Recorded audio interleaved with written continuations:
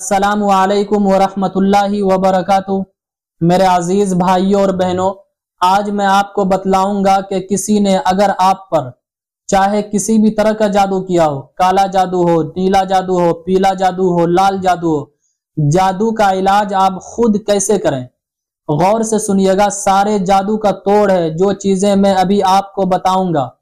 یہ تو آپ کو بھی پتہ ہی ہوگا کہ سب سے پاورفل عمل میرے نبی کے بتائے ہوئے طریقے ہیں۔ میرے نبی نے جو جادو، جنات، ایسے بھی اثرات جتنے بھی ہیں، اس سے بچنے کے طریقے اور ٹیکنیک جو بتائے ہیں، اس سے زیادہ طاقتور عمل دنیا کا کوئی بھی نہیں ہو سکتا ہے۔ حدیث کی روشنی میں جادو کے توڑ کی جو چیزیں ہیں وہ آپ کے سامنے پیش کر رہا ہوں۔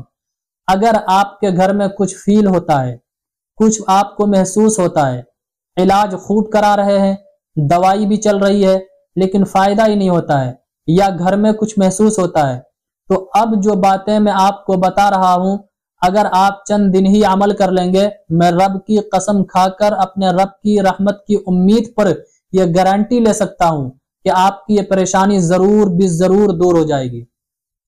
کسی بھی عامل کے پاس جانے کی ضرورت نہیں ہے، اپنا علاج خود کیجئے۔ اور یہ بات آپ کو پتا ہے کہ یہ فتنہ اور فساد کا زمانہ ہے، ہر کوئی آپ کے ایمان پر ڈاکہ ڈالنے کی کوشش کر رہا ہے، اور یہ حقیقت بات ہے۔ علاج کے نام پر دھوکہ دہی بھی بہت زیادہ ہو رہا ہے۔ صحیح لوگوں کو پرکھنا، شناخت کرنا، صحیح لوگوں کا ملنا بہت ہی مشکل ہے۔ ہر کوئی پہلے سے ڈیمانڈ پیش کرتا ہے، اس لیے اپنا علاج خود کیجئے۔ پہلی چیز جو امپورٹنٹ ہے وہ یہ ہے کہ اگر گھر میں آپ کو کچھ فیل ہو رہا ہے، محسوس ہوتا ہے کہ میرے اوپر جادو ہے، یا پھر میرے گھر میں کسی پر جادو ہے، بندش کے خطرات ہیں، تو روزانہ گھر میں سورہ بقرہ پڑھنے کا معمول بنا لیجئے۔ اگر خود پڑھنے نہیں آتا ہے، کسی حافظ صاحب کو رکھ لیجئے، جو ان کا نذرانہ بنتا ہے ان کو دیجئے، یا پھر محلے کے امام صاحب سے درخواست کیجئے ادب کے ساتھ، اور یہ کہیے کہ آپ میرے گھر میں سورہ بقرہ پڑھیں۔ بلکہ کوشش تو یہ ہونی چاہیے کہ خود آپ پڑھیں۔ اگر پڑھنا نہیں آتا ہے تو پڑھنا سیکھیے، کتنے بھی خطرناک جادو کیوں نہ ہو، کسی نے کیوں نہ کیا ہو۔ اگر آپ روزانہ سورہ بقرہ کی تلاوت کرنا شروع کر دیں گے، کچھ دن ہی نہیں گزرے گا، سارے جادو مکمل طور پر رفو چکر ہو جائیں گے۔ سورہ بقرہ تمام تر جادو کے اثرات کے توڑ ہیں، اس کا کوئی بھی مقابل نہیں ہے۔ میرے نبی اکرم صلی اللہ علیہ وسلم کا ارشاد ہے کہ جس گھر میں سورہ بقرہ کی تلاوت کی جاتی ہے، اس گھر سے شیطان رفو چکر ہو جاتا ہے، دور بھاگ جاتا ہے۔ اب جس گھر میں سورہ بقرہ پڑھی جائے، اس گھر سے شیطان دور بھاگ جاتا ہے۔ تو جو سورہ بقرہ پڑھ رہا ہو، اس بندے پر تو شیطان کے آنے کا کوئی سوال ہی پیدا نہیں ہو سکتا ہے۔ اچھا، چونکہ سورہ بقرہ پڑھنے میں کم از کم 2 گھنٹہ لگے گا ہی، تو صبح صبح اگر آپ پڑھنا چاہیں تو آرام سے پڑھ سکتے ہیں، قرآن کی تلاوت بھی ہو جائے گی اور ساتھ ساتھ آپ کا یہ عمل بھی ہو جائے گا۔ لیکن اگر کسی کو بوجھ محسوس ہو رہا ہے کہ سورہ بقرہ اتنی لمبی سورت ہے اور روزانہ کیسے پڑھوں گا، تو تھوڑا تھوڑا پڑھیے۔ 1 پاؤ آج پڑھ لیجئے، 1 پاؤ کل، پھر 1 پاؤ پرسوں، اس طرح کر کے 3 دن میں آپ پورا کر لیجئے۔ ایک معمول بنانا ہے۔ نمبر 2، آیت الکرسی صبح شام پڑھنے کا معمول بنائیے۔ اگر کسی کو یاد نہیں ہے تو یاد کر لیجئے، بلکہ یہ چیزیں تو یاد ہونی چاہیے، پھر مسلمان ہونے کا مطلب ہی کیا ہے؟ بلکہ آیت الکرسی تو بہت کام کی چیز ہے۔ آپ سونے سے پہلے آیت الکرسی پڑھ کر سوئیں۔ حضور پاک صلی اللہ علیہ وسلم کا ارشاد ہے، اگر کوئی بندہ سونے سے پہلے آیت الکرسی پڑھ لیتا ہے تو اللہ کی طرف سے ایک فرشتے مقرر ہو جاتے ہیں جو ان کی حفاظت کرتا ہے، اور جب تک صبح نہیں ہوتی ہے تب تک ان کی حفاظت کرتے رہتا ہے۔ بلکہ اللہ رب العزت ایک دربان مقرر کر دیتا ہے جو ان کی حفاظت میں صبح تک لگا رہتا ہے۔ جو بندہ آیت الکرسی پڑھتا ہے، اور پھر اس جگہ میں آپ کو یہ بتا دوں، جو آیت الکرسی تو پڑھ رہا ہے، میرے نبی نے کیا فرمایا کہ اللہ کی طرف سے ایک دربان مقرر ہو جاتا ہے جو صبح تک میری حفاظت کرتا ہے۔ تو اب مجھے ٹینشن لینے کی کیا ضرورت ہے؟ یا آپ کو میری حفاظت جب صبح تک ہو رہی ہے، اللہ نے لے لیا حفاظت کی ذمہ داری، تو کس چیز کا ٹینشن لینا؟ کوئی جادو اور اثرات آپ کے اوپر کچھ بھی نہیں بگاڑ سکتا ہے، ٹھیک ہے؟ آپ کو کبھی بھی وہ نہیں ڈرائے گا۔ دوسری بات میں آپ کو بتاتا ہوں کہ میری حفاظت تو صبح تک ہوتی رہے گی، کوئی بھی جادو ہو، جنات ہو، سوتے ہوئے آپ کو کبھی بھی نہیں ڈرائے گا۔ اب تیسری بات جو آتی ہے وہ بہت امپورٹنٹ ہے، وہ کیا ہے آپ کو پتا ہے؟ نمبر 3، नमाजों का एहतमाम कीजिए।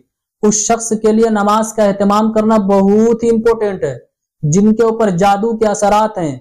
खासकर फजर की नमाज का एहतमाम कीजिए, क्योंकि मेरे नबी ने फरमाया जो बंदा फजर की नमाज पढ़ता है तो अल्लाह की हिफाजत में आ जाता है।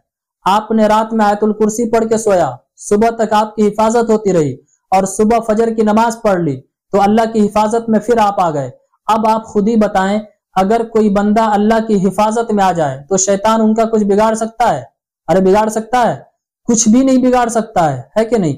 ये चीजें जो बता रहा हूं इसे आपको यकीन के साथ भी करना है, उसके बाद ही फायदा आपको दिखेगा। टाल मटोल में फायदा नहीं है कि पता नहीं होगा कि नहीं होगा।